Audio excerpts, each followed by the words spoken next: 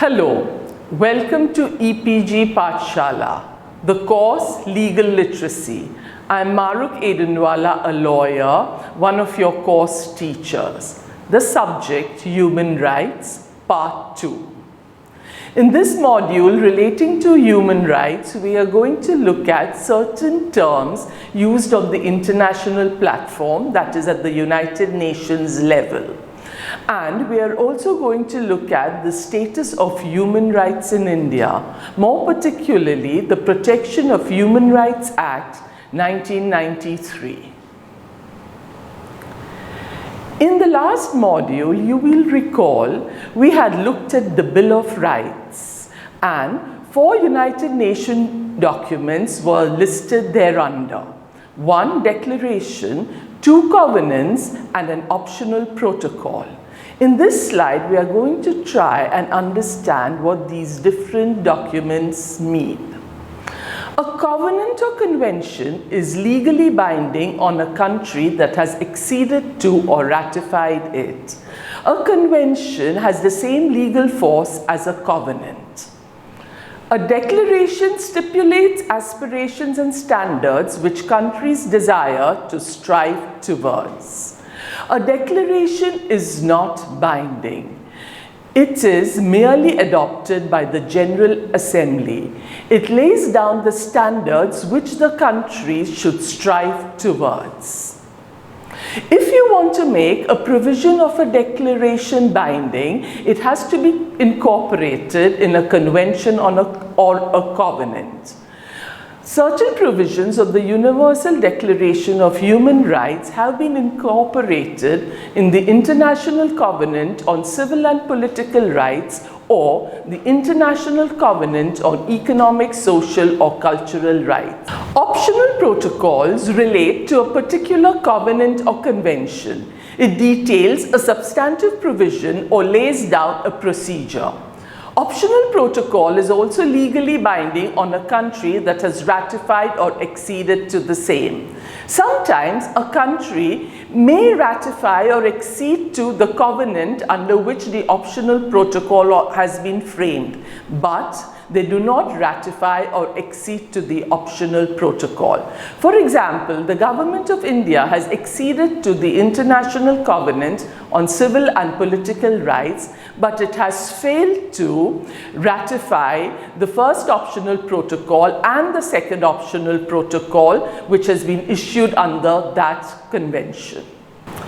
Now we are going to look at the different stages that a convention or covenant goes through. The first stage is the adoption by the General Assembly. A convention in its draft form is debated by the General Assembly. Then it is voted upon and adopted by simple majority. Stage 2, signing by countries. Once a covenant has been adopted by the General Assembly, it is open for signing by countries.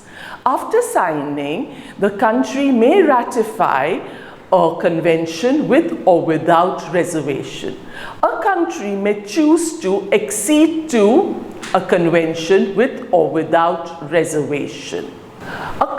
A convention comes into force once a particular number of countries have ratified or acceded to it. For example, the International Covenant on Civil and Political Rights states that it will come into force once 3 months have passed since 35 countries have ratified it. What is the difference between ratification and accession? An instrument has to be either ratified or acceded before it becomes legally binding within that country. Ratification undergoes through 2 stages. 1, signing by the country, where the country is reflecting that it hopes to abide with the provisions of the convention in the near future. After signing it, the country ratifies it, saying that now it is legally binding within the country. In accession, the instrument doesn't go through 2 steps. The country at the first instance accedes to it, hence the provisions are legally binding from the first instance. Now we are going to see the implications of signing, ratification, or accession of a covenant. Signing. It's an obligation not to defeat the object and purpose of a treaty. Though signing of a treaty doesn't make it legally binding, the country which has signed it should not defeat the objectives of that convention. Ratification or accession. A state establishes on the international platform its consent to be bound by a treaty. Once a treaty has been ratified or acceded, the country is required to follow its provisions within its domestic sphere. Reservation. What do we understand by reservation? Reservation means a unilateral statement, however phrased or named, made by a state when signing, ratifying, accepting, approving, or acceding to a treaty, whereby it purports to exclude or to modify the legal effect of certain provisions of the treaty in the application to that state. In simple words, reservation means that when a country ratifies or accedes to a treaty, they may choose to exclude the operation of a particular provision within the domestic sphere. These aforementioned terms have been laid down in the Vienna Convention on the Law of Treaties 1969. Every treaty has within it a monitoring mechanism. Under each treaty, a treaty body has to be constituted to monitor the implementation of a covenant within a state party. A state party is a country which has ratified or acceded to a covenant. How does the treaty body monitor the implementation of that treaty? 1, by an initial report, and 2, by a periodic report. For example, under the Convention on the Rights of the Child, the treaty body is the Committee on the Rights of the Child. An initial report has to be submitted by the state party within 2 years of having acceded to or ratified CRC, and thereafter periodic reports have to be filed every 5 years. These country reports should be widely disseminated amongst the people. The civil society organization may also submit parallel reports or alternative reports. Parallel reports or alternative reports reflect to the committee what is the actual situation within that country. After the country reports are filed, the committee holds a meeting with representatives of the state party where the country reports are discussed in detail. In conclusion, the treaty body will list what we call concluding observations. Concluding observations stipulate the steps to be taken by the state party prior to filing the next periodic report. Now we are going to look at human rights in India. We must remember that the Constitution of India and the Universal Declaration of Human Rights were contemporaneous documents. Human rights are contained in the Constitution under the chapter of Fundamental Rights and Directive Principles. India became a member of the United Nations when it ratified the United Nations Charter on 30th October 1945. This is a Supreme Court judgment of 1996. It lays down the importance of human rights. Please read it carefully. This judgment basically says that women's rights are also human rights. That women should enjoy the same human rights that are enjoyed by men.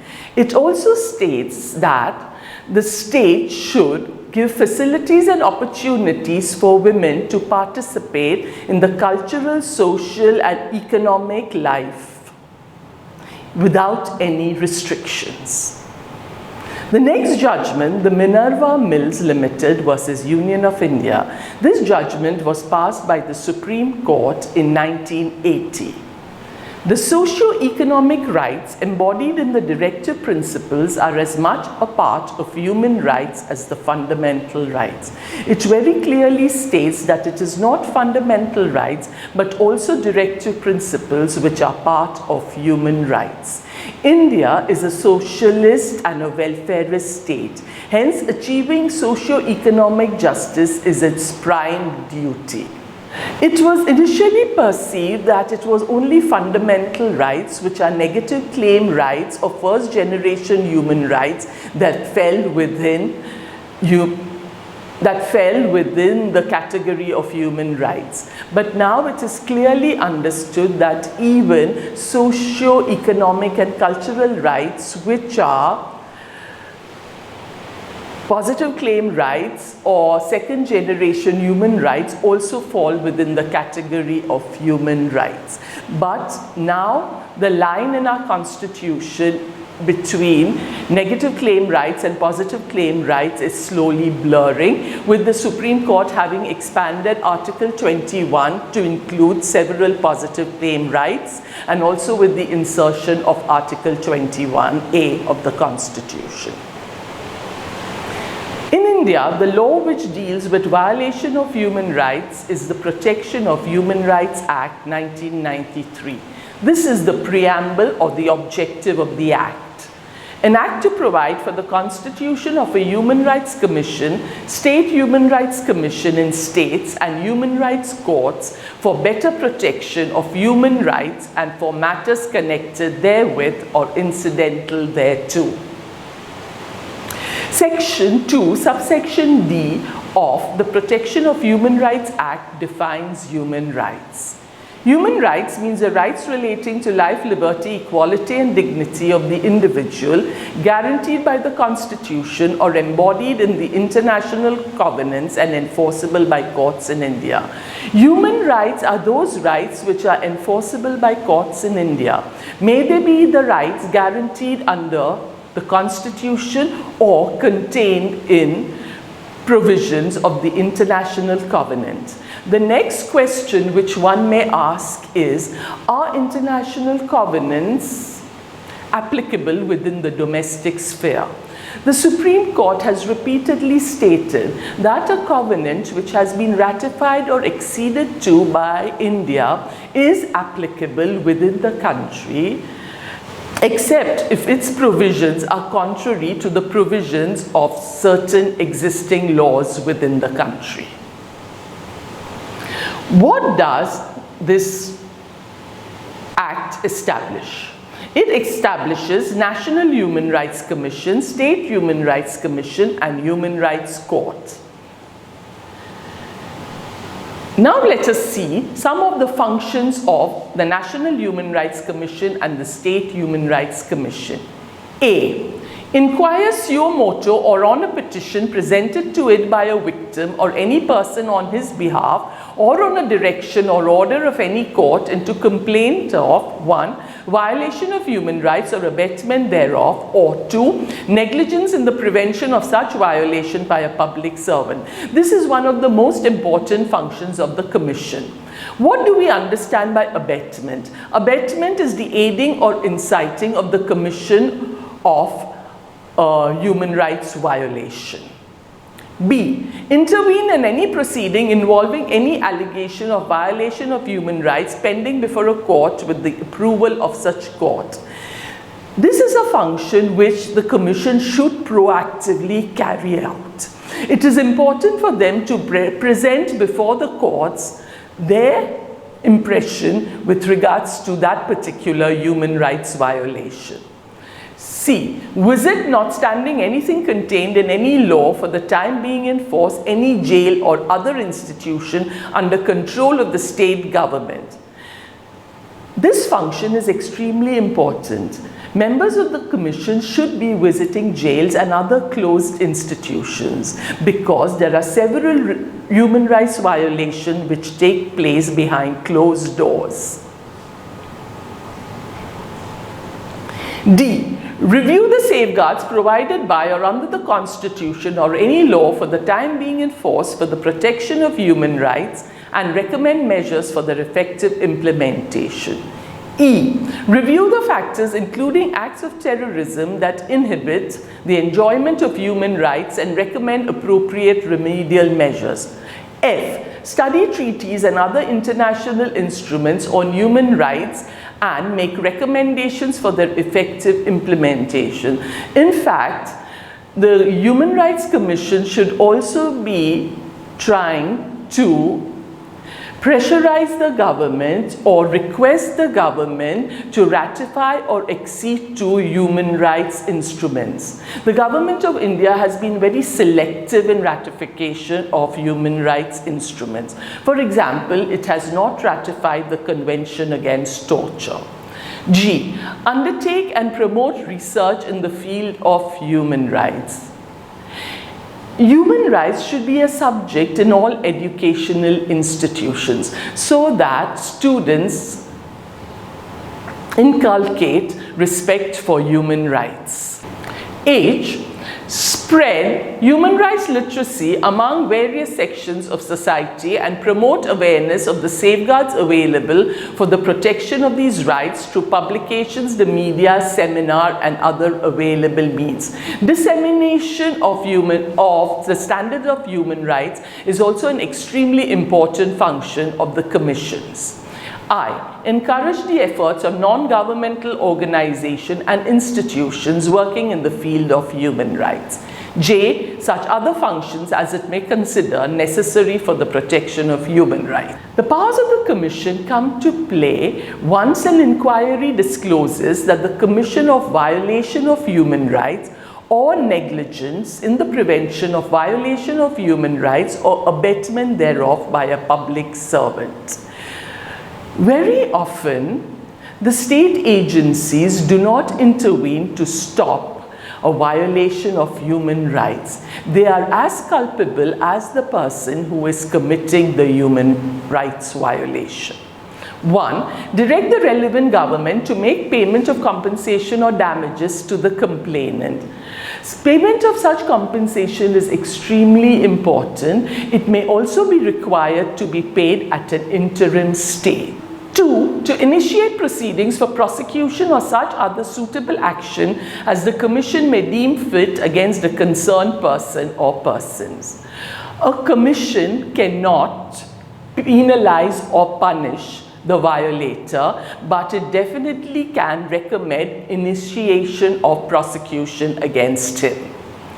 3. To take such further action as it may think fit. 4. To approach the Supreme Court or the High Court concerned for such directions, order or writs. It is very important that the commissions bring to the notice of the Supreme Court and the High Courts the different human rights violations. Very often, the human rights commissions have been described as toothless tigers, but the provisions of the Protection of Human Rights Act has given them several powers. They should be proactive and ensure that these powers are effectively used. Human rights courts. The state government is to constitute human rights courts in every district with the concurrence of the Chief Justice of that High Court. What is the purpose of these human rights courts? To provide speedy trial of offences arising out of violation of human rights. Has every state government appointed human rights courts in every district? Have matters with regards to human rights violation been referred to these courts? Have these courts been effectively functioning? Also in disposing of matters speedily? Social workers should use the commissions and the human rights courts to ensure that human rights are not violated or that the guilty person is brought to book. Only approaching such commissions and courts will enable us to know whether they are functioning properly. Taking matters of violation of human rights to commissions and human rights courts is extremely important because very often the violators, who are state agencies, the police or the army, feel that nothing will be done against them. it is very important to send a message that the commissions and human rights courts are watching. Enforcement of human rights. The legislature, the executive, and the judiciary have an important role to play in enforcement of human rights. Let us first look at the role of the legislature. The main role of the legislature is to enact legislation for protection of human rights, as laid down in the Constitution or under the international human rights standards. 2. Such legislation should contain provisions to penalize state agencies responsible for violation of human rights, for payment of damages and of compensation to the victim, his family, for injury caused, and to create space for civil society to monitor the human rights situation in the country. Such provisions penalizing the person responsible for violation of human rights is extremely important, because only then will the state act in a responsible manner. Today, they continue to act with impunity. 3. The state should take appropriate action on recommendations of commissions appointed under the Commission of Inquiries Act. Every time a large-scale human rights violation takes place, in order to quell people's anger, the state government appoints commissions under the Commissions of Inquiries Act 1952. Sadly, often the term of these commissions is ended before the report is ready, or even if the report is ready and recommendations made, these recommendations are not implemented. It has been documented that commissions that have indicted police officers have been promoted by the state government. Role of executive. To establish the infrastructure and human resources as envisaged under the Constitution and legislation for protection and promotion of rights of the marginalized. We have several laws with regards to the weaker section and the marginalized, but its implementation is zero. It is necessary that the state set up the envisaged infrastructure and appoint human resources. 2. Adhere to democratic principles in its functioning, thereby reflecting interests of all in the society. In its functioning, the executive should be impartial, giving opportunities and facilities and implementation of policies so that everyone's interest is protected. 3. Abide with the standards laid in international human rights treaties and to send timely reports to the treaty bodies. Take appropriate measures to implement concluding observations. Social workers also play an important role with regards to concluding observations. The concluding observations of different treaty bodies should be taken to the people. A campaign should be carried out to ensure that the concluding observations are addressed. Role of the judiciary. The judiciary plays an extremely important role in enforcement of human rights, especially under its PIL jurisdiction. Judiciary should not dismiss PIL merely on technicalities or on suspicion. The judiciary has also played an extremely important role with regards to expanding Article 21, right to life.